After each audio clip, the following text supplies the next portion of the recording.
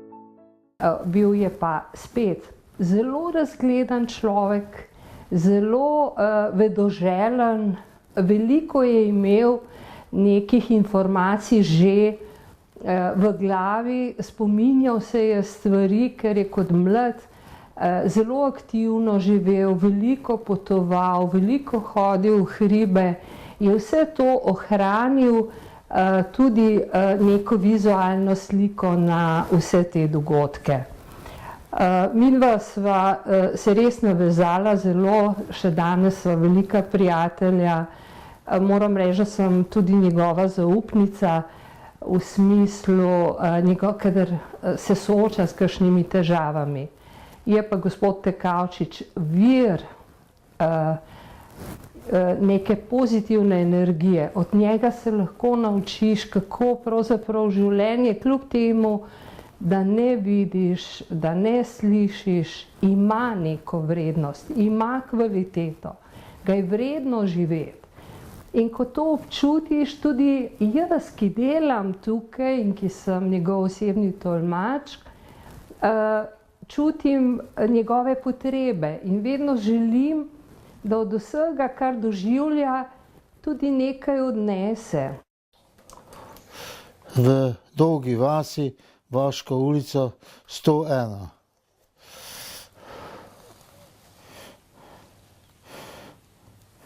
Več ne vidim, brati. Misli vas vljudno vabimo na svečano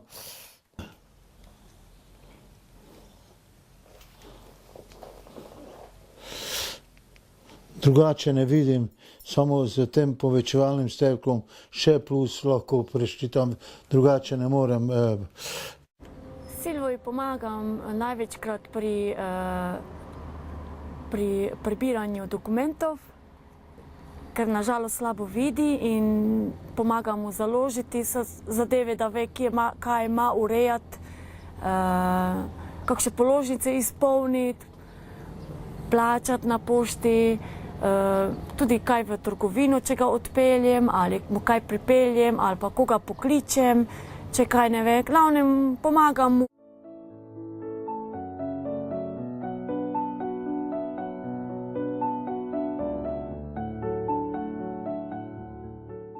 Stara 20 let, ima sindrom Čarč, v sklopu katerega ima več okvar, med drugim tudi okvaro vida in sluha.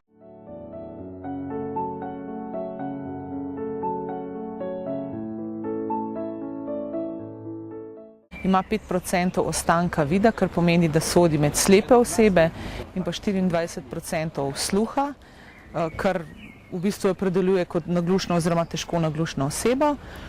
Vključena je v Zavod za slepo in slabovidno mladino oziroma v center Iris.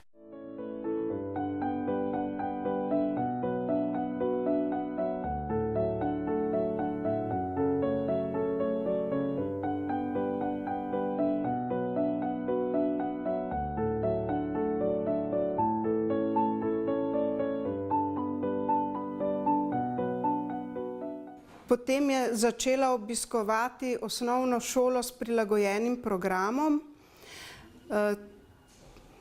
Takrat smo začeli pravzaprav ugotavljati, da ona nima niti ostankov sluha, niti nismo vedeli točno, koliko sliši.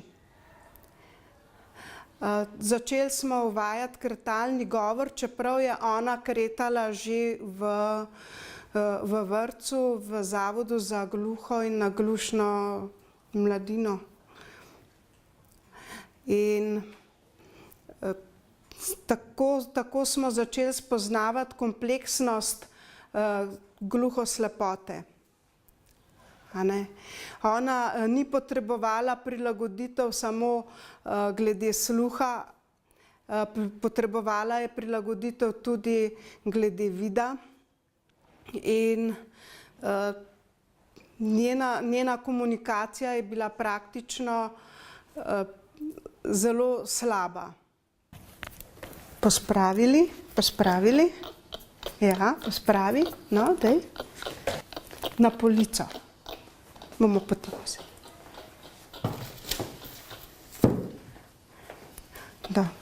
Račka. Sedi se. Ko smo ugotovili, da ta pretok informacij, da je zelo zožen, smo začeli uporabljati globalno komunikacijo. To pomeni slikovno gradivo, kretalni govor, povečan tisk,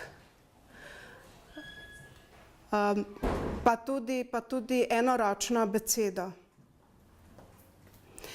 Veliko kreten ni v skladu s slovenskim znakovnim jezikom, ampak jih prilagajamo glede na trenutno situacijo. Poskušamo čim bolj, da ona dobi informacije po vseh poteh, ki so ji omogočene. Ona najrajši dela, stalno mora biti zaposlena, je zelo samostojna, potem rada prepisuje neke tekste, tako v zvezek kot na računalnik. Zelo rada sešteva, odšteva v obsegu do 20, pa tudi do 100.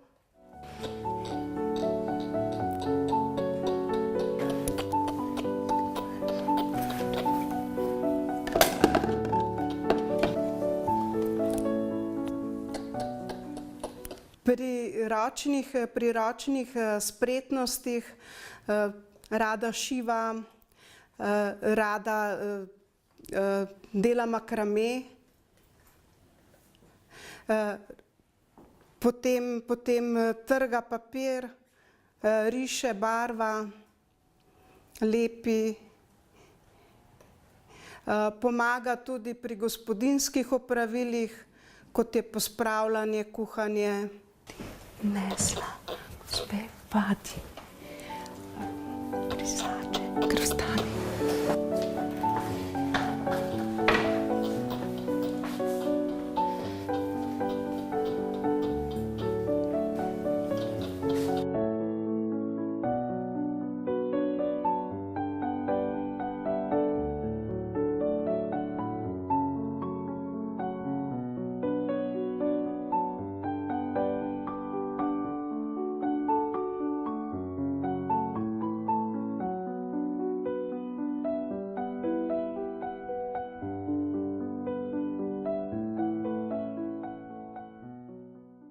Anja 2-krat na teden prespi pri nas v zavodu in je zelo samostojna, tako da si vso garderobo pripravi sama, zloži v omaro in potem tudi za zjutraj pripravi.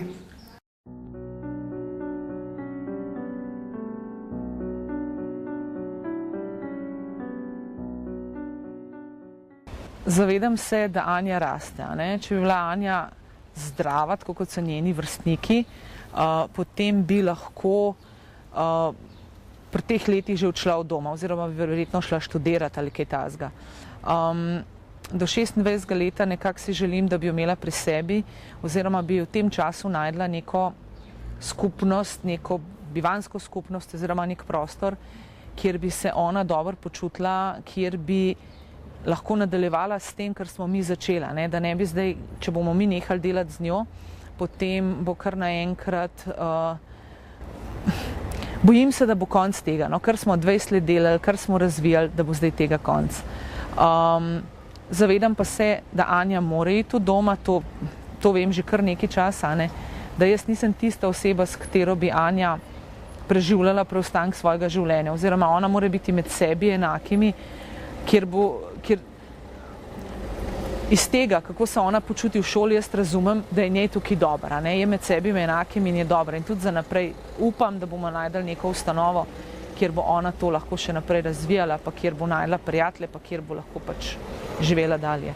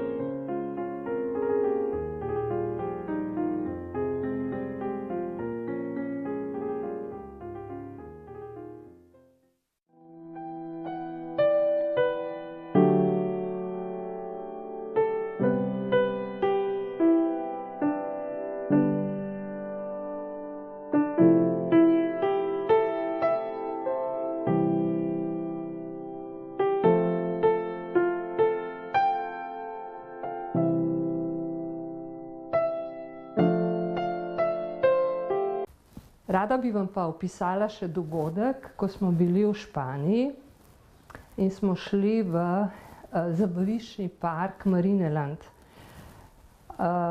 Tam smo si ogledali različne stvari, ki so pač v parku možne si ogledati.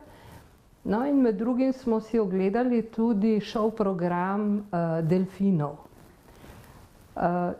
Šlo je za, mislim, da 4 ali 5 delfine, ki so pač imeli nek program, mi vsi videči, gluhi smo se zabavali, ne. Gospod Tekavčič pa ne, njega pa je samo vsake toliko časa na tribuno pošpricalo, ker so delfini skakali po vodi, vendar od tega ni imel nič. Zato sem šla k organizatorju tega šov programa in sem ga prosila, povedala sem mu, da gre za gluhoslepo osebo in sem ga prosila, da omogoči gospodu Tekavčiču, da otipa delfina, da začuti, kako izgleda delfin na svoj način, ne. In je rekel, ko se bo avditorij spraznil, vam bom omogočil, da pride in da se dotakne delfina. In res je bilo zelo ganljivo, ko je organizator zapiskal na piščalko in je 5 delfinov prišlo na obalo, so se kar zadrsali na nek tak plato. Gospod Tekavčič se je vodeno približal delfinu, ga se dotaknil, ga pobožal, potem pa mu je organizator dal ribo, da je lahko nahranil delfina. To je bilo tako ganljivo, da imam jaz zdajle, ko to pripovedujem, kurjo polt. Žal pa, takrat smo vsi jokali, res. Žal pa zaradi te velike ganjenosti in dogodka samega smo bili tako ganjeni, da nihče ni slikal, nihče ni snemal, nihče nič. In danes, ko smo se poskušali spomniti nazaj, kaj se je takrat zgodilo, pravzaprav nimamo niti enega posnetka iz tega dogodka.